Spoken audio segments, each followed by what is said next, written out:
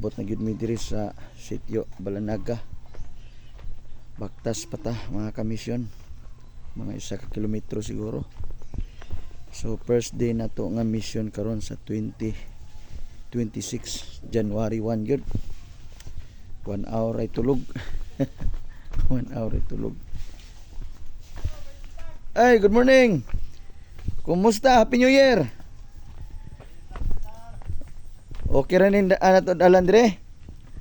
Mabaktas pa? Dadala ra. Sige lang, nanay mga tao dito. At least nakasayo-sayo may gamay. So, glory to God. So na ay event karon diri kay naay simbahan niya sa bukid mga kamisyon.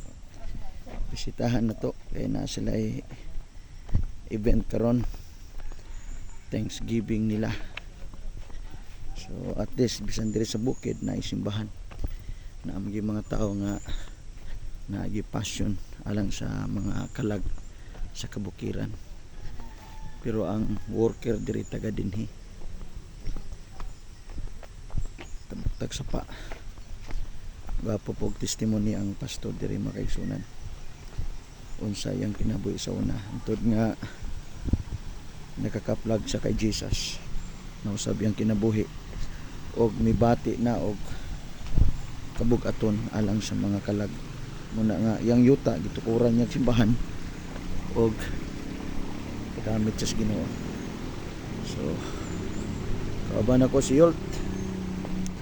At least na ako'y driver kay Bilar. Okay na? Thank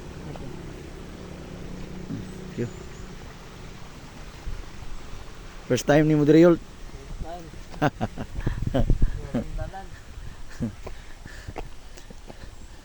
Praise the Lord. Morning mission. Dito mamilig lugar na may nag-mission sa syudad, kinahanglan na pa mag-mission sa bukid.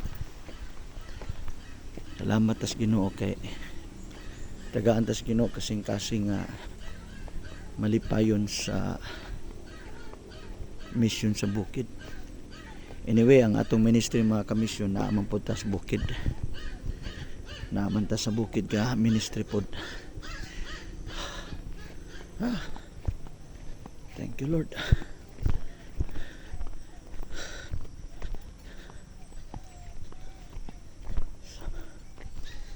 Maragay signal dari. Tumoy na ni nga bukid sa Initaw, Misamis Oriental.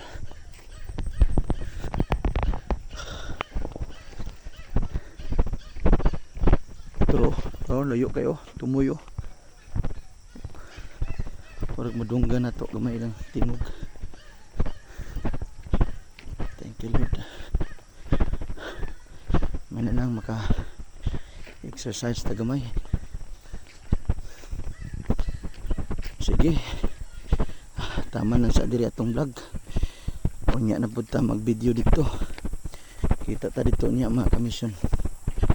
Ano makita ninyo ang ilang kapilya dito, ilang simbahan.